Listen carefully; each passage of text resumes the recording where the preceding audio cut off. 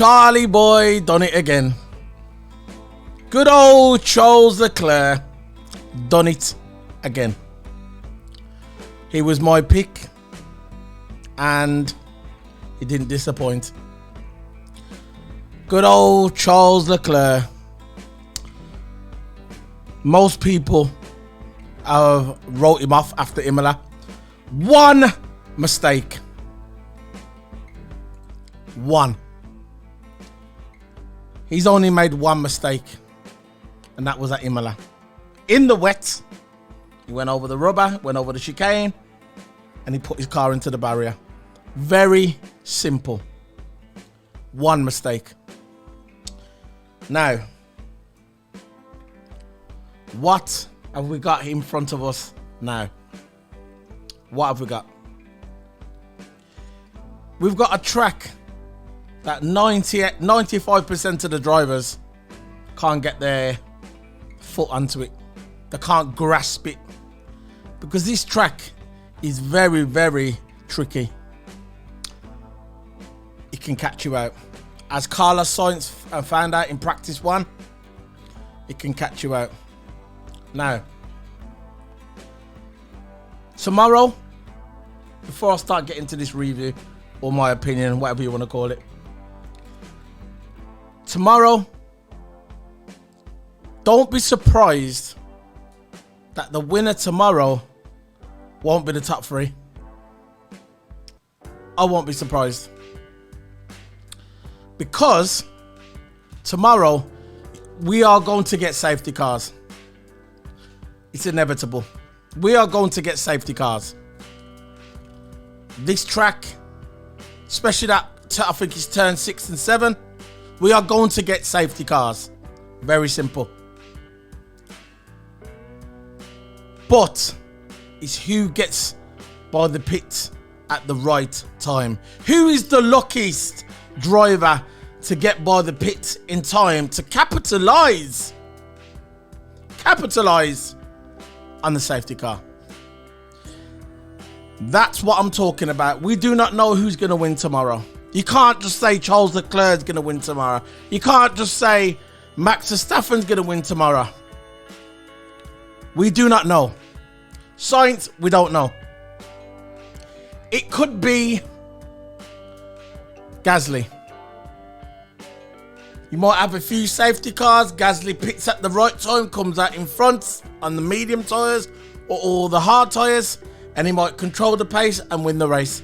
Anything can happen tomorrow because this, like I said before, this track is tricky. Very, very tricky. And there's only about about 3 drivers I've seen so far who's grasped this grasp. There's only a few drivers so far, maybe 3, who's got hang of this track. There's only 3. I'd say Charles Leclerc, Sainz and Lewis. Apart from that, no. They're struggling. You saw Russell today struggling. You saw Russell struggling. It was all right in practice 1. It was all right in practice 2. He got the fastest in practice 2, George Russell. That shocked everybody.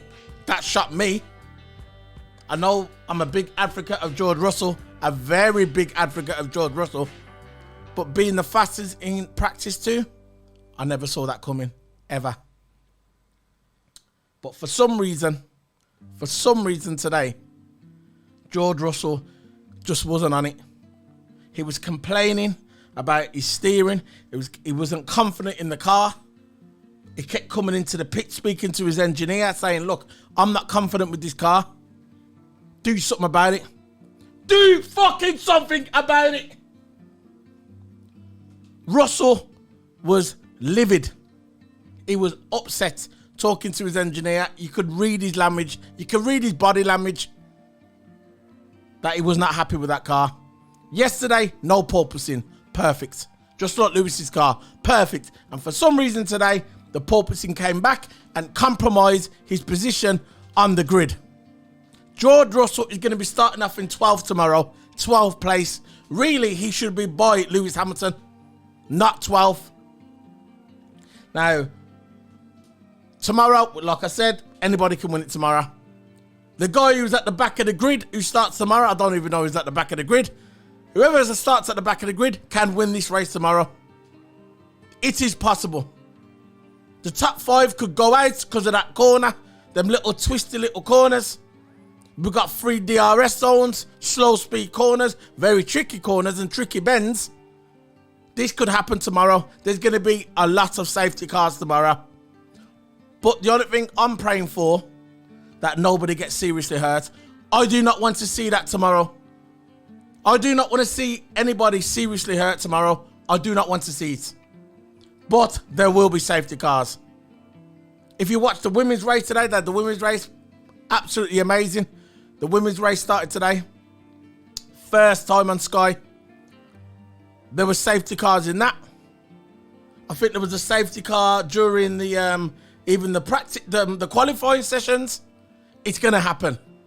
It's inevitable. There's going to be a safety car tomorrow. And that's it.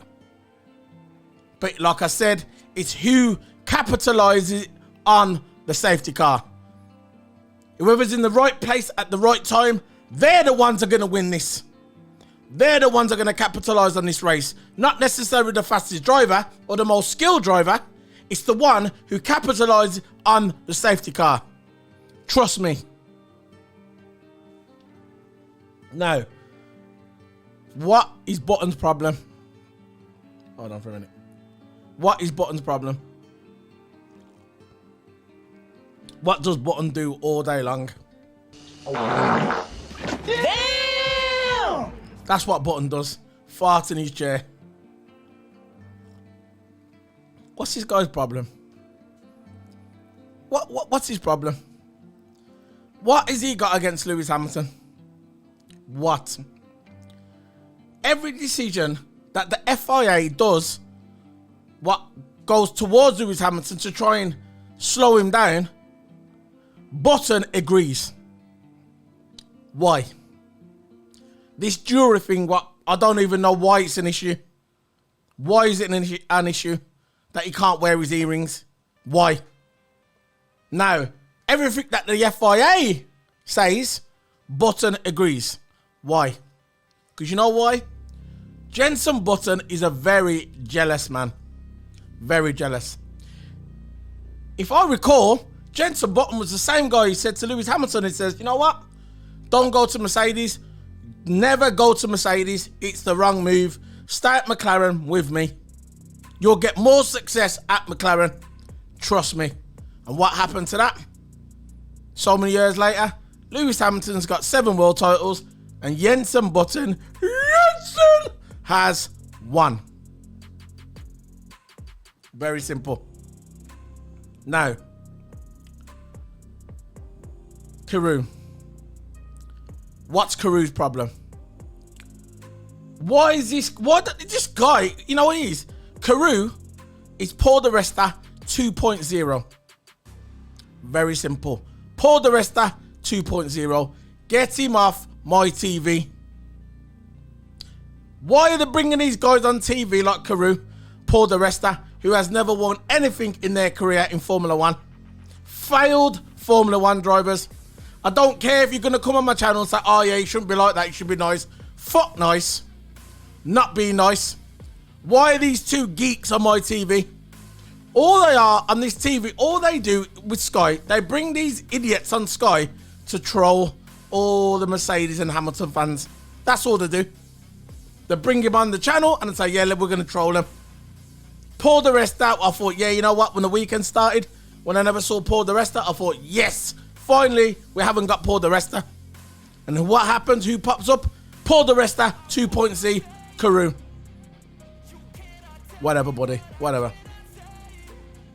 Now,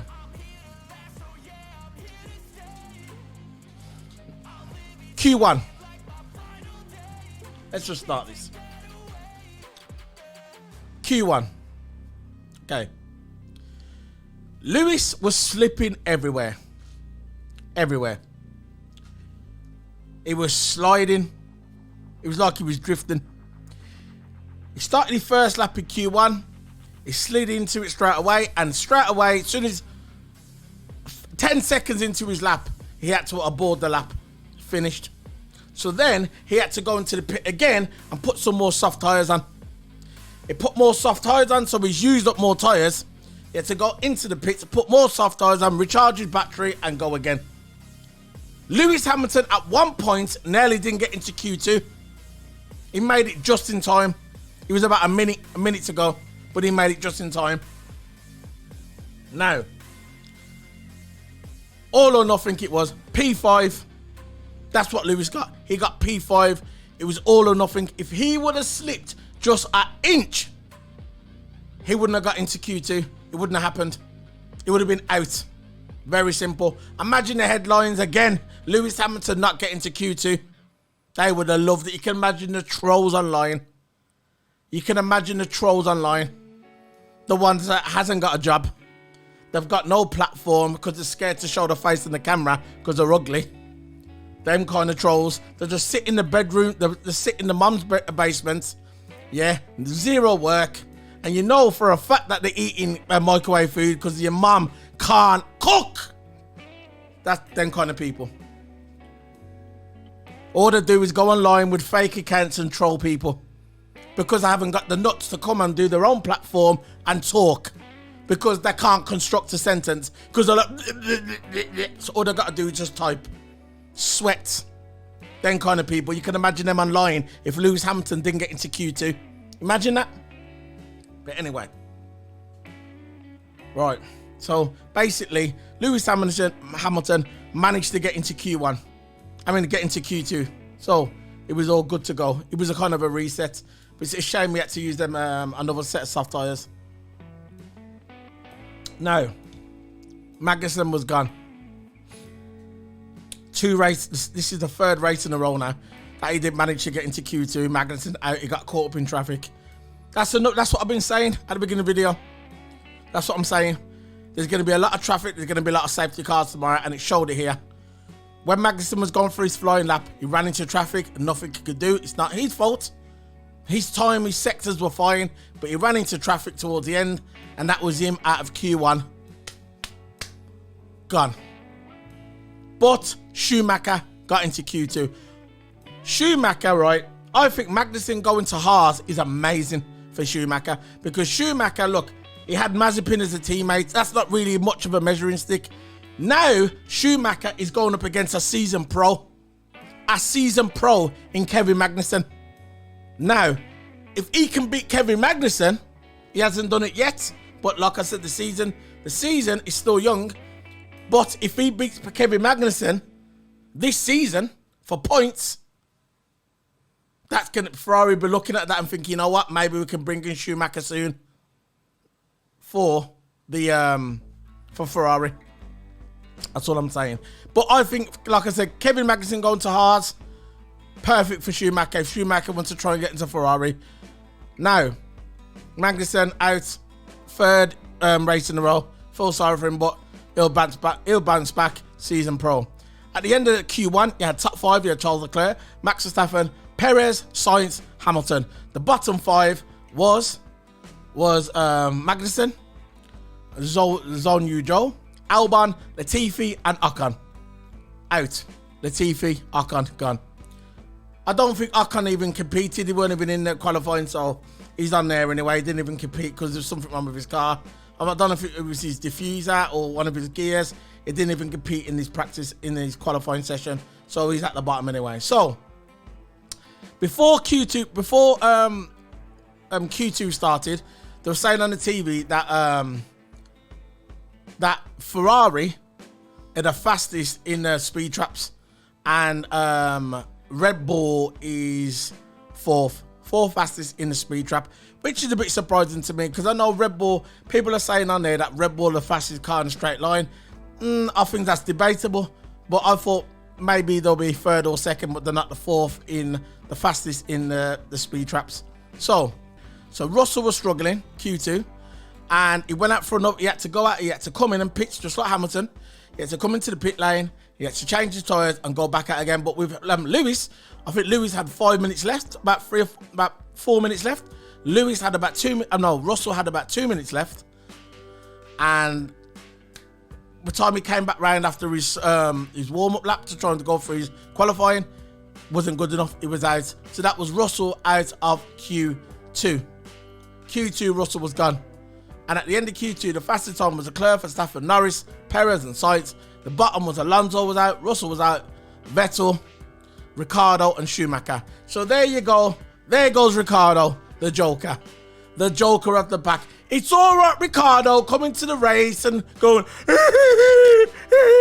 showing your big gums, yeah? But at the end of the day, Norris is out qualifying you. Norris is better than you. Just like all them years ago when they used to say Alonso is better than Massa. All them years ago. Now they should say Norris is better than Ricciardo. Very simple. Very simple. It's all right turning up to the track, cracking your little jokes, walking around like some stupid geek. Yeah, it's all right doing that, yeah, but what it boils down to, Norris is doing you over and you better watch your seat for next season. That's all I'm saying. Because you're not guaranteed you're going to be there next season, because I don't think Zach Brown is too happy you going out in Q2 and then you got your teammate getting into Q3. And that's not just one race. That's consistent. It's consistently outdoing you. Exactly. Stop geeking and get your head down. Get racing. Very simple. Now, Q3. Get into that in a minute. Give me a second. Q3.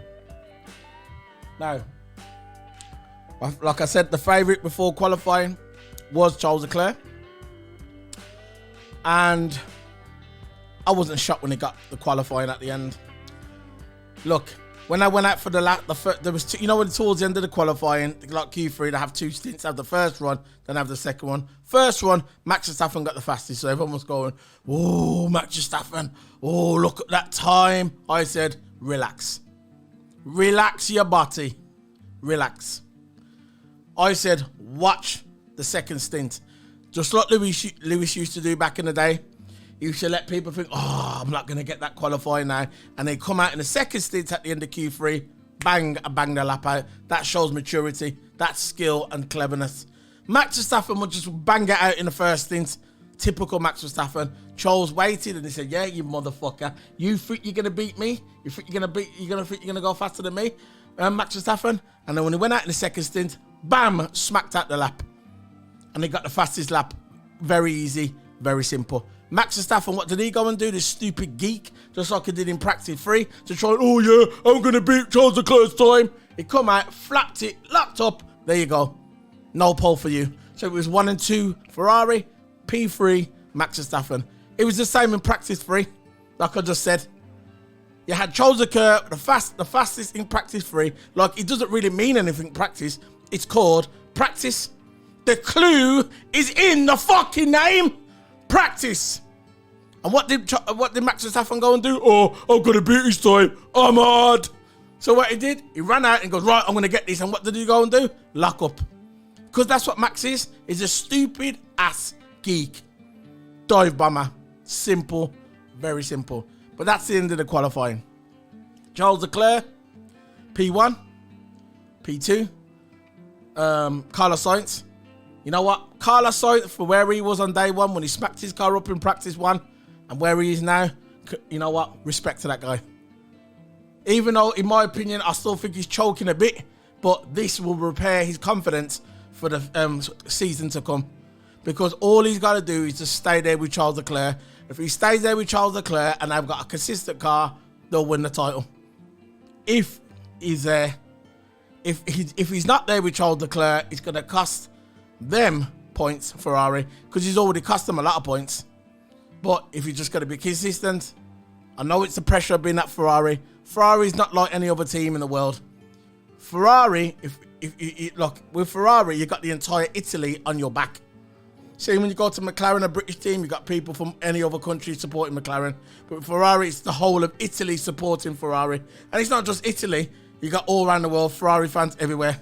So I know he's got that pressure, especially at Marello, the Italian headquarters, Ferrari headquarters. I know he's got them on his back as well, and the pressure. But what he needs to do is just relax and just get on with his driving. He's in the best car on the grid. He's in the best car on the grid. Very simple. So, that's the end of the review. I'll be up tomorrow. Race day review is normal. It's going to be a bit late because obviously it's in Miami. But I'm going to be there tomorrow. Very simple. So, this is Solo P1 Sonnet. Don't forget to hit the subscribe button. I am on Spotify now. If you want Spotify, it's Solo P1 F1 Reviews. The name of the podcast is Solo P1 F1 Reviews. I'm on Spotify and iTunes. Check that out as well.